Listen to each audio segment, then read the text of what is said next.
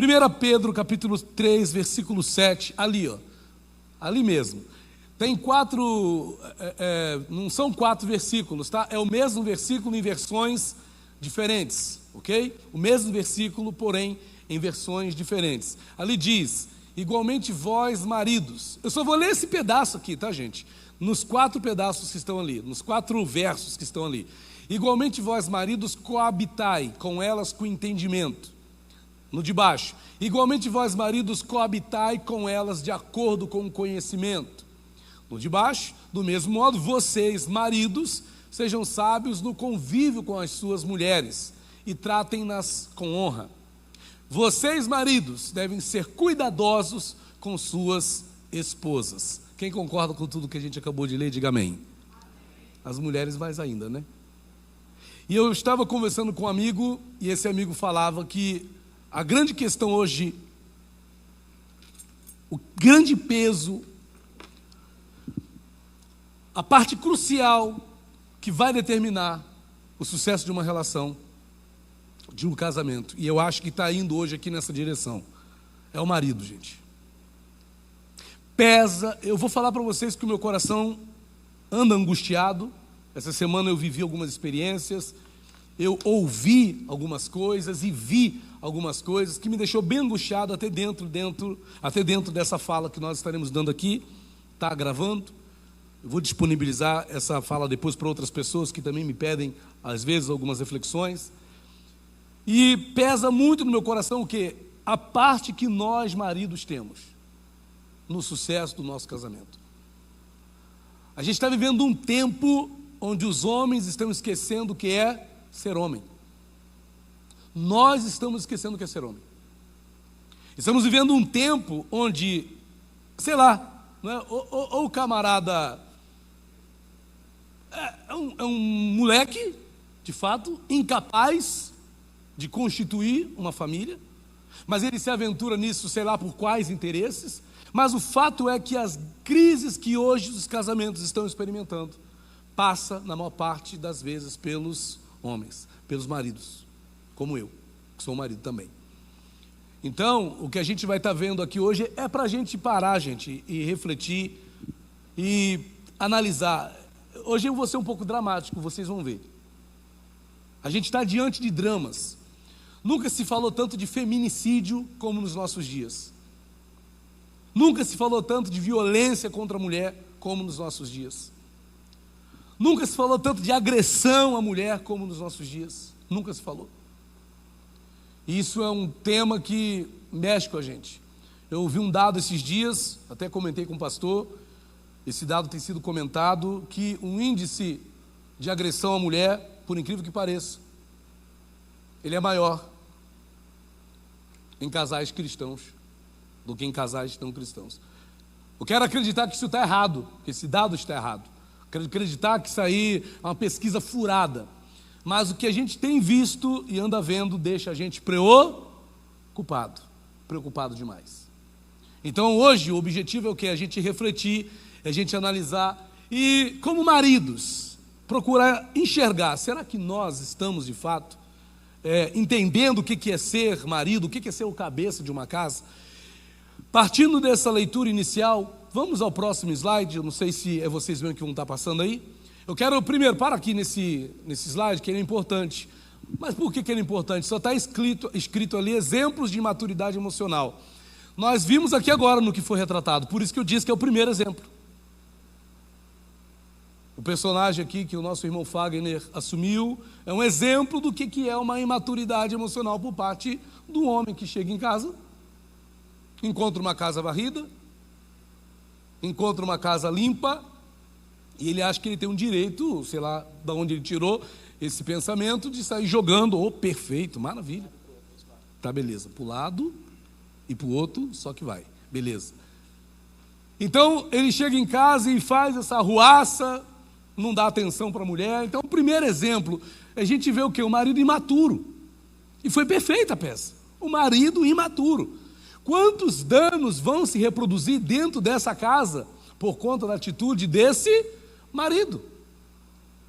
Essa atitude, essa forma de ser, gente, a gente viu aqui numa encenação, mas a gente está diante de um fato real que está acontecendo em muitos lares e que é responsável pelo incrível número de divórcios, de separações e crises conjugais que estão sendo noticiadas por aí. E isso deve ser um sinal de alarma para nós, de emergência para nós. Isso deve ser algo que deve fazer a gente despertar. Caramba, o que está acontecendo? Onde está? De onde está vindo isso? Por que está assim? Então esse foi o primeiro exemplo que nós tivemos. O segundo exemplo, peço que vocês prestem muita atenção.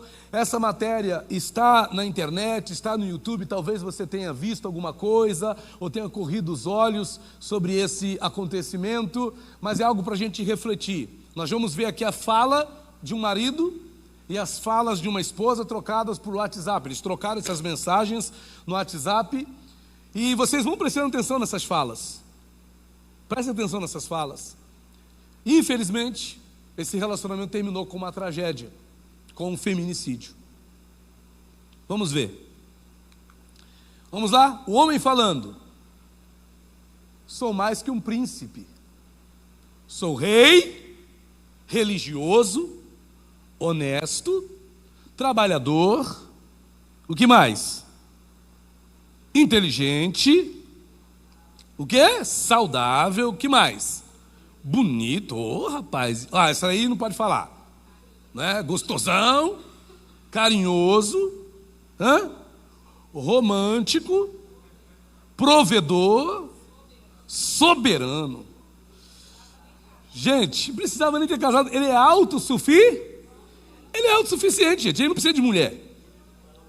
Ele é bom demais, esse marido.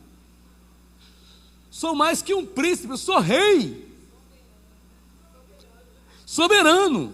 Gente, esse cara chega em casa, ele acha que ele é o quê? Ele é o Deus encarnado. Ele é o verbo vivo. Então nós temos aqui um homem que é um narcisista descarado, lógico, não é? Ele é o centro das atenções, ele é o cara, né? Para ele mesmo. Então veja, um príncipe, a gente às vezes fala daquela questão da autoconfiança, da autoestima, né? Tem que ter autoconfiança, tem que ter autoestima. Esse cara aqui tem até em excesso. Ele é autoconfiança demais, ele tem autoestima em excesso, se é que a gente pode chamar isso aqui de autoestima. E ele diz: sou rei, na minha casa eu sou rei, eu sou religioso. Essa parte é a parte que me preocupa. E pelo que a gente vai ver no decorrer das conversas, o religioso dele bem parece ser um religioso evangélico. Bem parece, vocês vão ver. Não está apontando para um evangélico de outra religião, não. Aliás, para um religioso de outra religião, não. É um religioso da nossa religião, evangélico, provavelmente. Vocês vão ver. Que é uma fala que denuncia um marido que conhece a Bíblia como nós conhecemos. Pelo menos conhece. Ele é religioso, ele é honesto, ele é trabalhador, bacana. Temos que ser isso mesmo. Espera-se que nós sejamos honestos, espera-se que nós sejamos trabalhadores, espera-se que nós sejamos religiosos no sentido de termos comunhão com Deus, sermos servos de Deus, termos Cristo como Senhor e Salvador da nossa vida. Espera-se isso. Espera-se que sejamos inteligentes, espera-se que sejamos saudáveis, que não sejamos homens relaxados com a nossa própria saúde, que não sejamos homens que tenham medo de fazer um exame de próstata. É exatamente o que eu disse. Quer que eu repita? Que sejamos homens que vão num médico, né, para cuidar de um dente que está estragado e exalando mau hálito. Que tenhamos essa preocupação com a nossa saúde. Que se tem alguma coisa que não está funcionando bem, sim, devemos ser saudáveis, bonitos, né? Devemos cuidar da aparência. Tem uns que já, né, tem a sua vantagem. É o Juninho, né, Juninho? Né? É o Fagner, né? Bom, tem uns aí que tem a sua, o pastor Guilherme, que a Vera disse que é lindão e tal, não é? Bom, bonitão ali. Bom, gente, então, bonito, pelo menos tem que cuidar. Minha esposa me cobra nesse aspecto, eu sou meio, né? Mas a minha esposa pega no meu pé, me dá uns toques aqui e ali. Vocês estão olhando para minha esposa? Hein? Mas vamos lá, aí tem aquela palavra ali, gostoso, né? Esquisito ler isso, não é? Mas está escrito ali, ele fala dele. Eu não sei o que ele quis dizer com isso, mas ele está falando dele mesmo. Carinhoso, temos que ser. Românticos, temos que ser. Talvez não vamos conseguir acompanhar o dorama, né? A Lara me convenceu a assistir Namorado por Assinatura. Estou assistindo. Ela gosta do negócio. E é bacana a série. Eu estou assistindo Namorado por Assinatura, Webs. Ué, minha filha, né? De 14 anos. Bom, romântico, provedor, sim. Nós temos que ser provedores. É uma angústia quando não conseguimos ser isso, né? Temos que dar conta das necessidades da nossa casa. A gente vive com isso na cabeça. Agora, a última ali, soberano. Cara bom, né, rapaz? Esse é o cara. Esse é o cara. A gente percebe aqui um comprometimento emocional grotesco. Esse cara não é bem com ele mesmo. Ele não é saudável com ele mesmo. Ele quer alguém para que ele possa se satisfazer. Ele quer alguém para alimentar o narcisismo dele. Isso aqui é fácil de identificar. À luz de psicanálise, psicologia, é fácil identificar um cara narcisista. Um transtorno de personalidade narcísica. Ele tem isso aqui. E aí vai se acrescentar, poderemos dizer, porque com o ato que ele vai cometer, esse camarada, que ele era um psicopata também. Um sociopata. Vamos ver a próxima mensagem? Olha o que ele é. Marido provedor. O que ele é? Marido provedor. E ele vai aqui dar a solução para um casal perfeito, gente. A família perfeita para esse cara. O marido provedor mais a esposa carinhosa e submissa. O que acontece? Não tem atrito. Então, gente, a solução é essa, hein? Marido provedor, que paga as contas, que supre as necessidades da família. Só que o interessante da palavra provedor, a gente sempre pensa que o provedor é o cara que provê o dinheiro, que provê o que comer.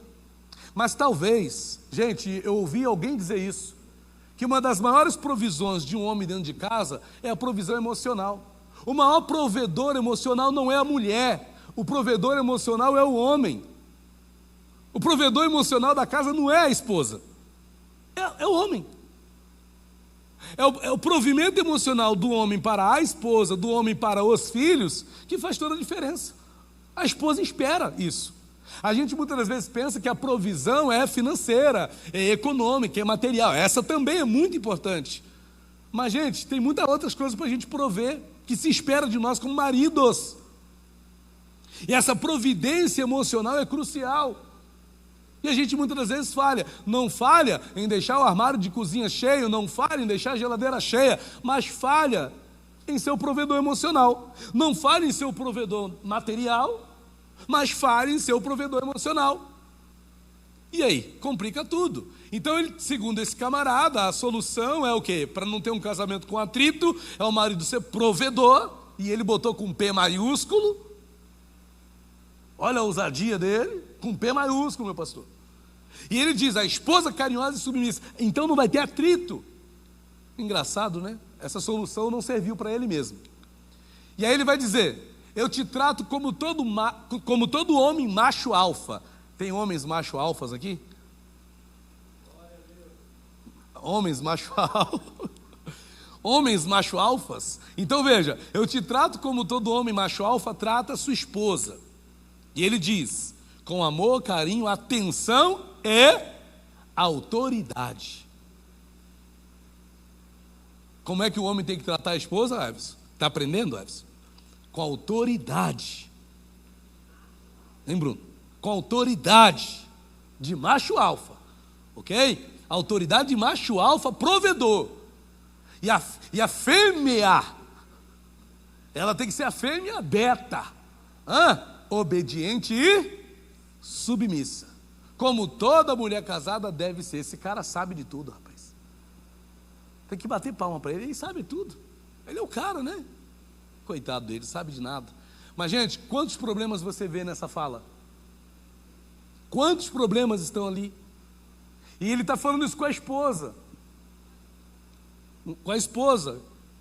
Com a mulher que ele disse que amava, que estava ali unida em matrimônio. O que ele queria que a mulher fosse? Obediente e submissa. Gente, de quem se requer essa obediência nesse sentido e essa submissão? De um soldado num quartel. De um soldado num quartel. A gente espera a obediência dos nossos filhos, né? Porque é necessário para a família ir bem, os filhos obedecem. Mas veja, obediente e submissa, eu sou macho alfa, mulher, me respeita. Sou macho alfa, mulher. E ela tem que ser a fêmea beta. Como toda mulher casada deve ser. Aprendeu, mulheres? Como vocês têm que ser? Nicole, que vai casar. Ó, é assim também. Ali, ó. Como toda mulher casada deve ser. E ele continua falando, o cara sabe das coisas. Aí a gente vai ver aqui a resposta da esposa. Vamos ver a esposa agora falando? Eu tapei ali o rostinho da moça, em respeito. Ela foi vítima de feminicídio, uma jovem, bonita, cheia de vida, e que foi morta, não é? Pelo marido, pelo macho alfa. Ela vai dizer, não dá para entender. Você pediu para eu não ir embora. Eu fico. E você continua igual, até pior com o seu tratamento, falando coisas para me humilhar, para me provocar. Se você quer separar, vamos separar. Mas se você continuar, vai ter que mudar seu comportamento estúpido, ignorante, intolerante e sem escrúpulos. Gente, você percebe? Não dá dó dessa moça? Se ele é estúpido, ignorante, intolerante e sem escrúpulos, eu me pergunto, Jesus, eu me pergunto, Senhor, ela não viu isso antes de casar? Ela não enxergou essas coisas, essas qualidades do macho alfa? E ela diz, estou deixando bem claro para você que não vou aguentar muito tempo esse comportamento babaca. Palavras de uma mulher. Como é que essa moça não estava, emocionalmente falando? Como é que essa moça não se sentia emocionalmente falando? Como eu disse, pessoal, é pesado. Peguei isso aqui no canal do YouTube, num jornal, estava passando lá, fui captando, Deus me deu esse toque aí, falei, vou levar na palestra. Está aqui. Vamos continuar? Toda hora jogando piada, me chamando de burra, mandando arrumar um soldado.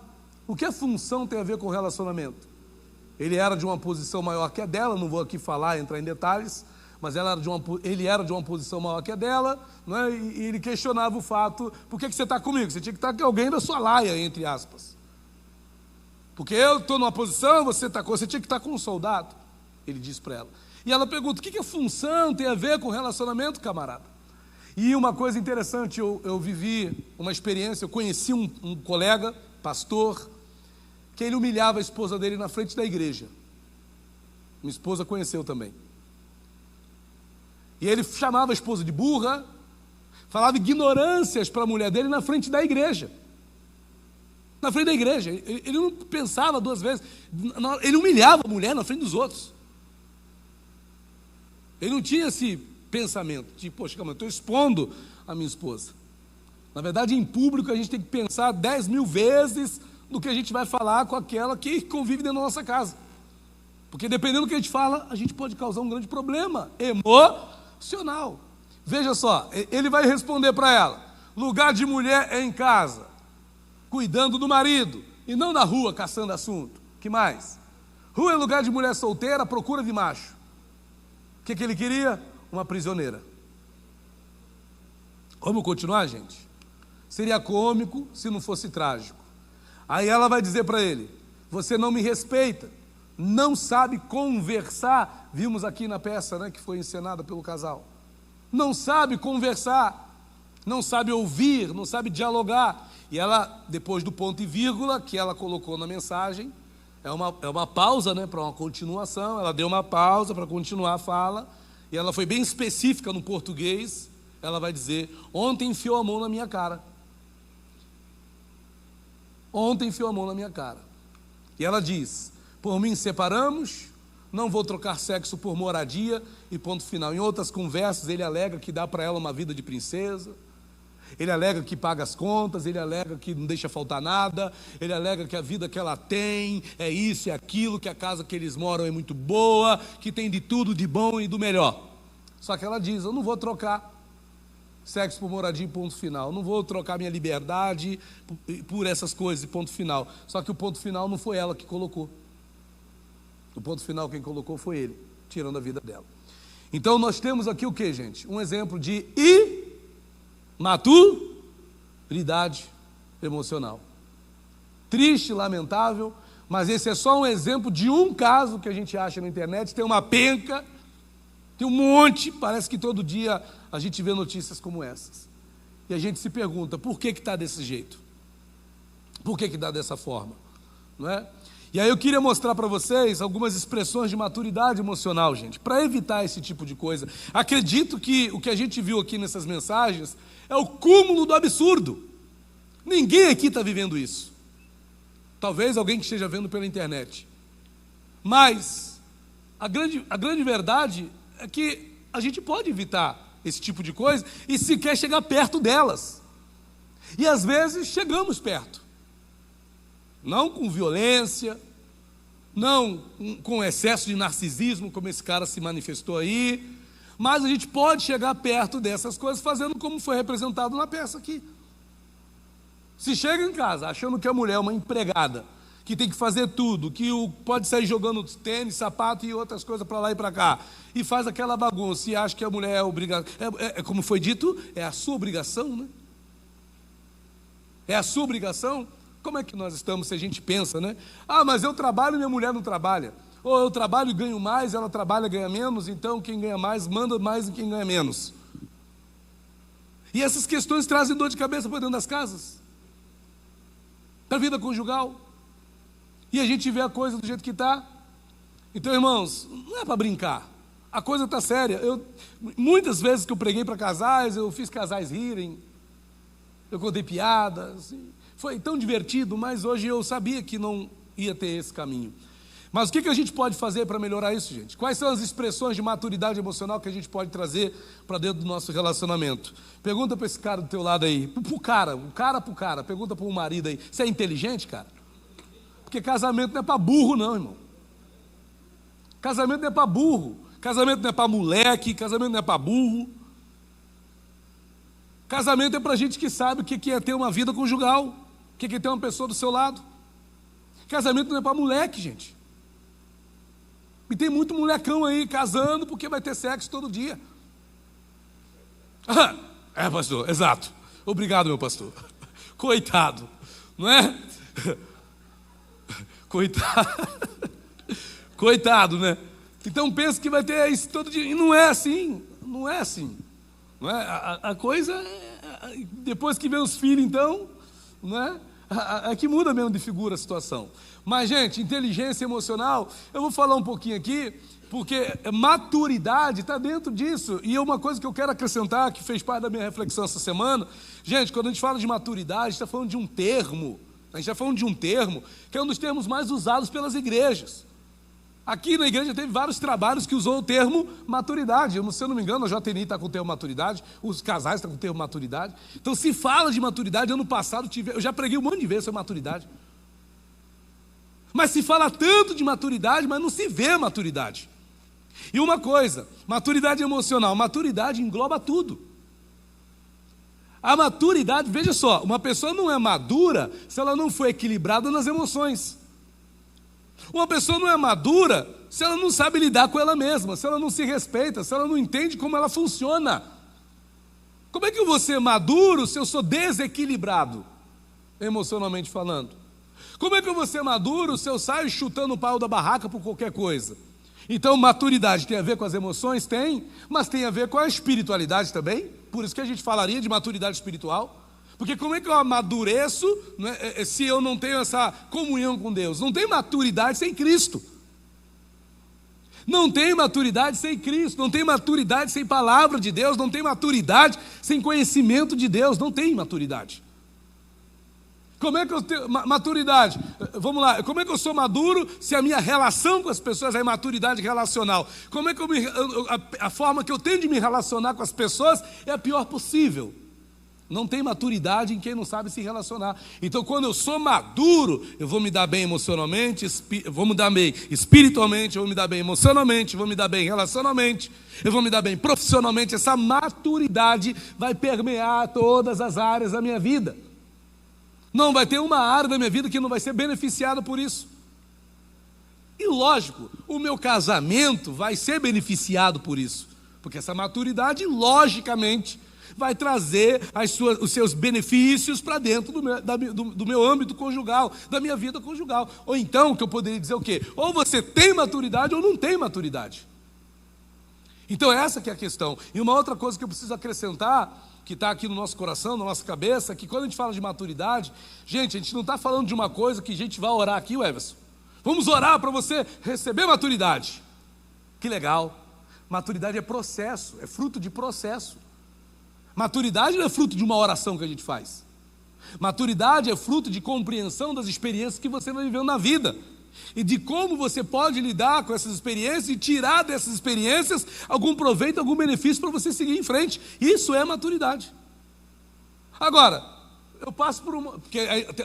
presta atenção, não é ter aquele monte de experiências que vai determinar que você vai ter maturidade. Porque tem gente que passa por um monte de coisa e não aprende. Então não tem maturidade. Então mesmo que tenha vivido infinitas experiências, não aprendeu nada. Então, quando eu falo de inteligência emocional, eu falo de um dos aspectos da maturidade. Se eu sou uma pessoa madura, automaticamente, até talvez sem ter conhecimento dos princípios trazidos por Daniel Goleman, dentro desse livro que ele tem, a inteligência emocional, a gente vai estar praticando isso. Porque o que é inteligência emocional? Capacidade de reconhecer, capacidade de compreender, capacidade de expressar, capacidade de regular suas emoções, capacidade de saber quem você é. Como você é capaz de responder às investidas, às situações que você vai vivendo na vida. Como é que você lida com tudo isso? Como é que você responde às situações? Como é que você responde a uma cara feia da tua esposa, a uma cara feia do teu marido? Como é que você responde a um elogio, ou como você responde a uma crítica? Vivemos num mundo onde as pessoas são mais dotadas a receberem elogios do que a receberem críticas. Ninguém gosta de crítica. E principalmente quando a crítica vem de uma esposa ou quando a crítica vem de um marido. As pessoas não sabem lidar com isso. E aí a gente vê falta de quê? De maturidade, não saber lidar com essas coisas. Então quando eu intencionalmente faço com que as minhas trabalhem a meu favor, isso é inteligência emocional. Quem me entende aí, diga amém. Bom, alguns pilares aqui, né? Na verdade são os pilares básicos da inteligência emocional, gente. Autoconsciência, é você reconhecer as suas emoções, se conheça. E aí, existem alguns processos que vão te levar a esse reconhecimento. Porque a gente, na maior parte das vezes, acha que se conhece. Você se conhece? Você sabe quem você é? Você sabe onde o teu calo aperta?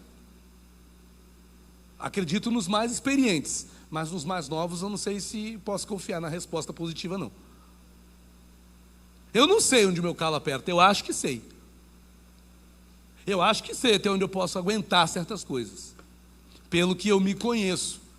Mas, como é que a gente se conhece? Eu ensino e falo para que a pessoa tenha essa autoconsciência, esse autoconhecimento. A psicanálise é a ferramenta que eu descobri para isso. Se você conhece outra, a que eu conheço, que proporciona autoconhecimento, você entrar para dentro de si, ver o que está escondido dentro de você, no seu inconsciente, e os traumas que isso determina, e os conflitos que isso gera, é a psicanálise. Se tem outra ferramenta, se tem outra coisa que você descobriu, outra estratégia de autoconhecimento, eu não sei, você conhece outra? Use-a. Mas o problema é que muitas das vezes a gente não tem autoconsciência, a gente não sabe quem a gente é. A gente não reconhece, alguém chega e fala, você pensa que você é assim. Mas quando você, não, na verdade você é assim. Aí você fala, eu não sou assim não.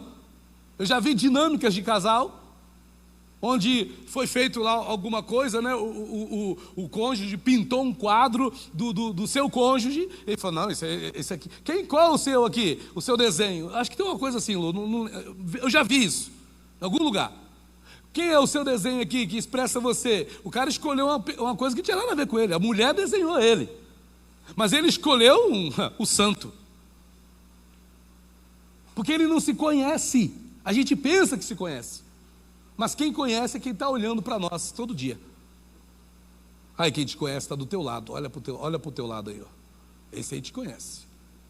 Aí as nossas mães diziam, né? O que as nossas mães diziam? Quem te conhece é que te compra.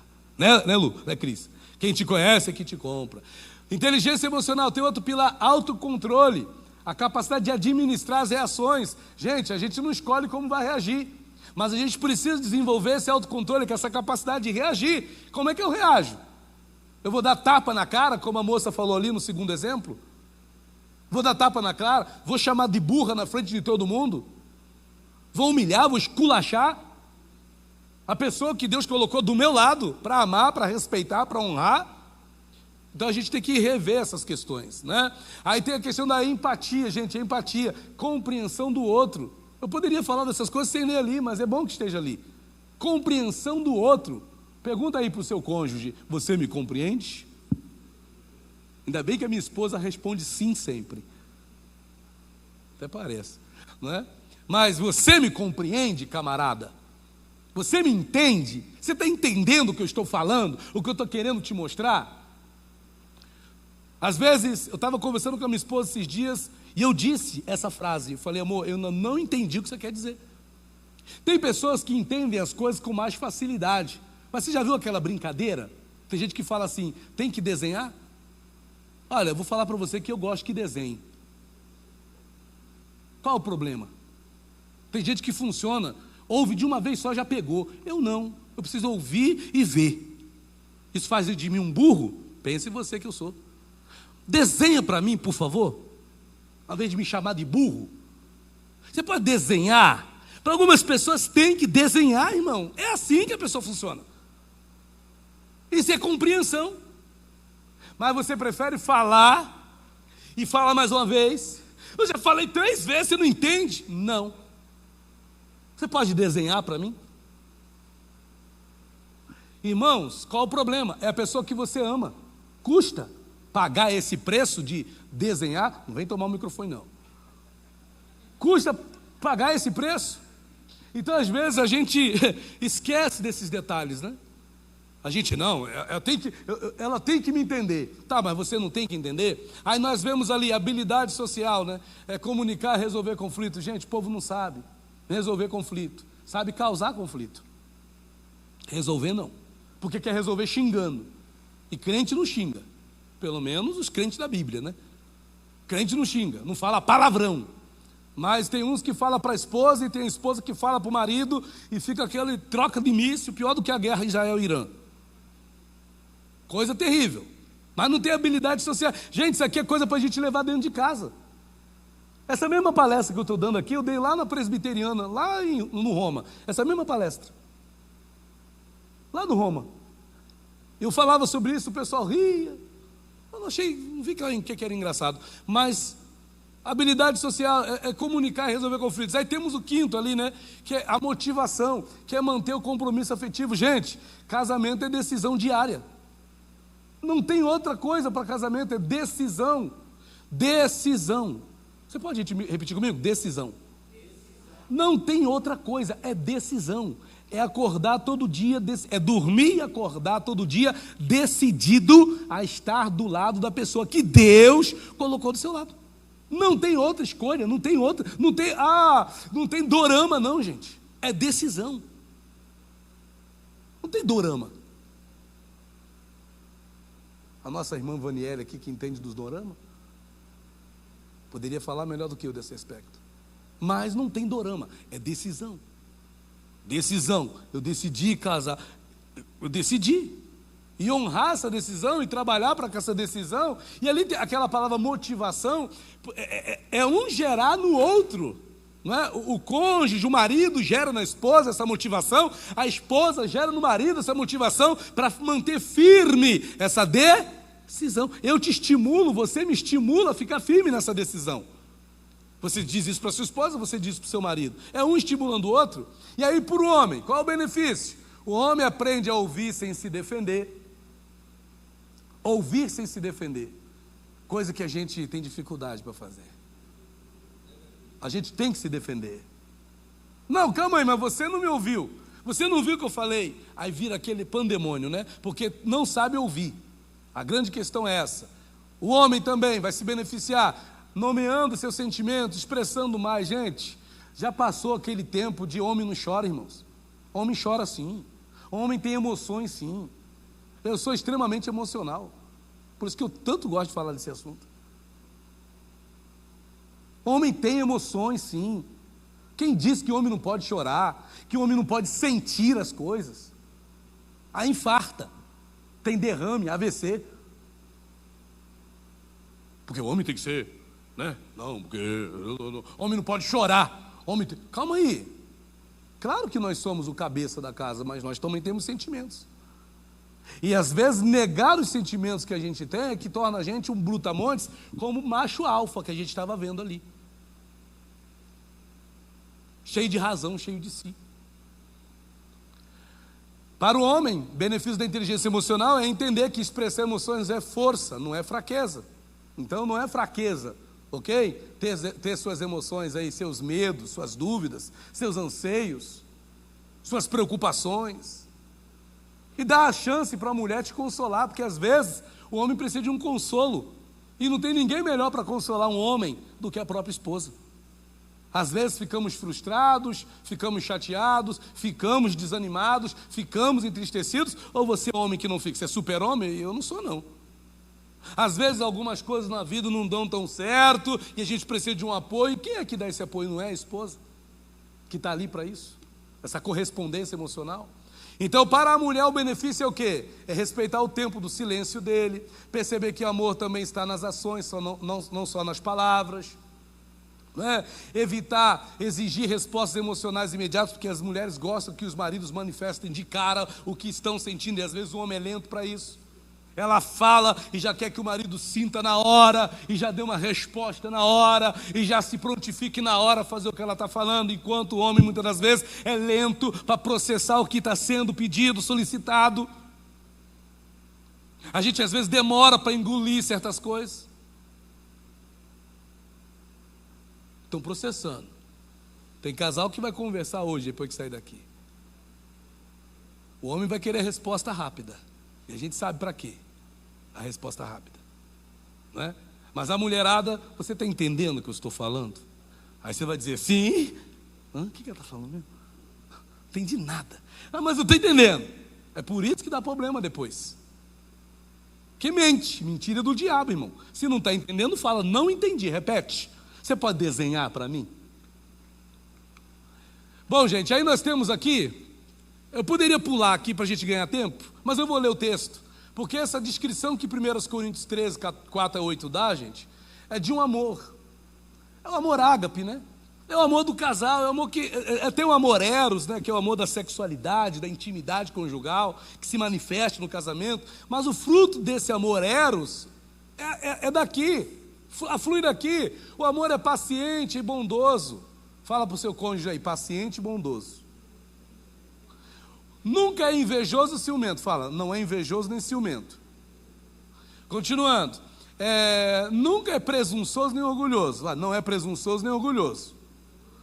Que mais? Nunca é grosseiro nem egoísta. Fala, não é grosseiro nem egoísta.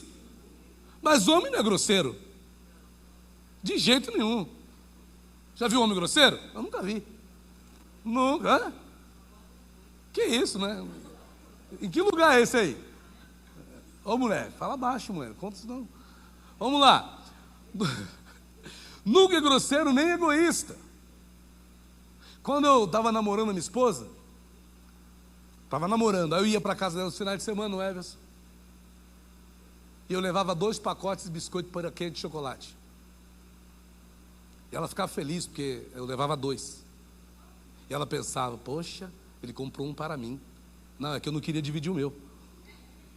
Ela descobriu isso depois. Mas é verdade. Naquela época eu queria comer o meu biscoitinho, eu era viciado no biscoito recheado, só Jesus na causa. Então eu levava 2. Toma, come aí com a sua irmã, com o seu irmão, com a sua mãe, com o seu pai, que eu como o meu aqui. Vamos lá. Não é irritadiço nem melindroso. O homem que é maduro não é irritadiço nem melindroso. E veja que eu estou falando homem, né, gente? Tá? É porque as palavras ali estão no masculino, então acaba havendo essa coincidência, né? Mas vamos lá. Não é irritadiço nem melindroso. Não guarda rancor. Acho que aqui vale mais para as mulheres. Que mulherada guarda, cara.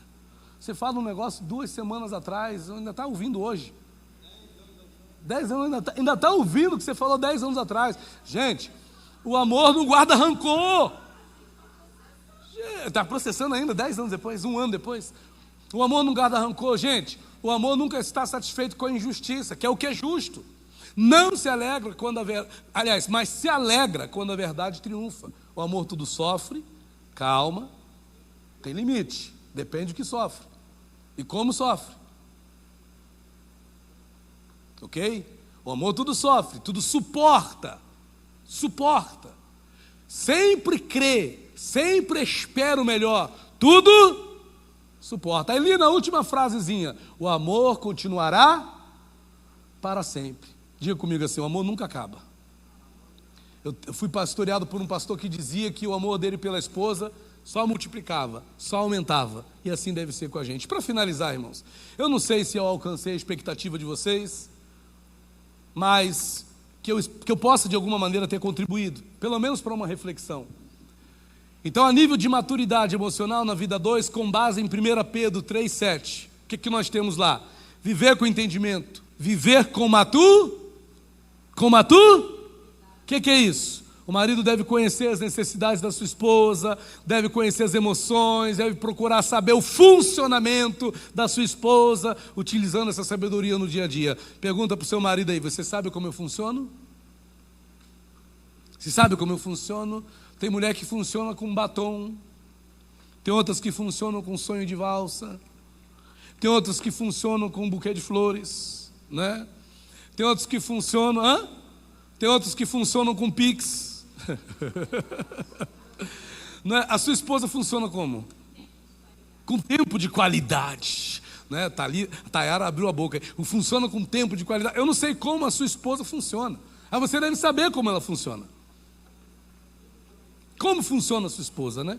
Então, viver com entendimento, com inteligência, com maturidade, é saber como a sua esposa funciona, é conhecer as emoções, é conhecer. Agora, gente, olha para cá, para finalizar. Como é que você conhece alguém se você não para para? Como é que você conhece alguém se você não para para ouvir esse alguém? Como é que você conhece alguém se você não escuta esse alguém? Como é que você conhece essa pessoa se você não para conversar com ela ou com ele? Maturidade na vida emocional, gente, é dar honra. Fala aí, Maria, fala, esposa, para o seu marido assim: me honra.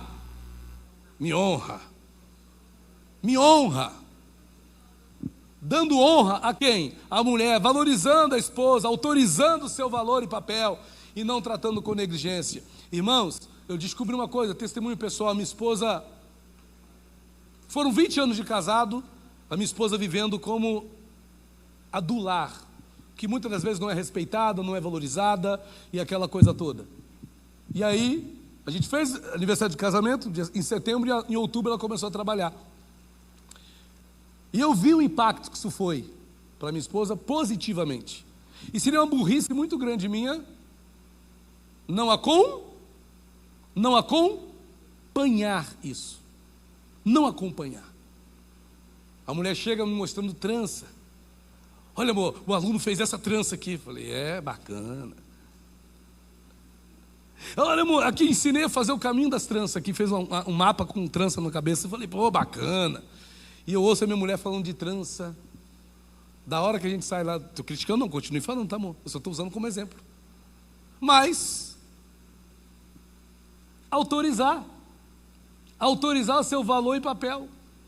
Um dia a gente falava: qual é o meu papel, qual é o seu papel? Gente, essa conversa rende. Porque qual é o papel de um e de outro? Você sabe qual é o seu? Acabou ou está acabando? Estou falando demais, mas é melhor trazer uma... Gente, quer...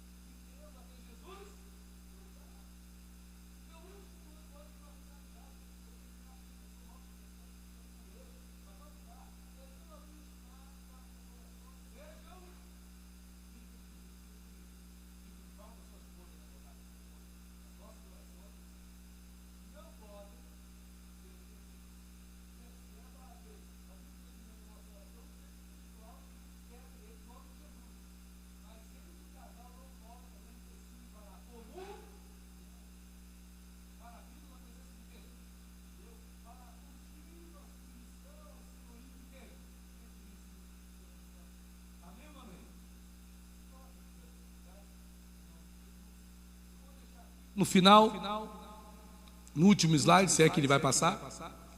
Ah, sim. Aquilo ali é um canal que nós temos no YouTube, e ali você encontra nossas reflexões, coisas que eu fiz num programa de rádio, e estudos que eu preparei, então tudo nesse canal aí. Se puder dar uma força lá depois, SOS Vida Conjugal.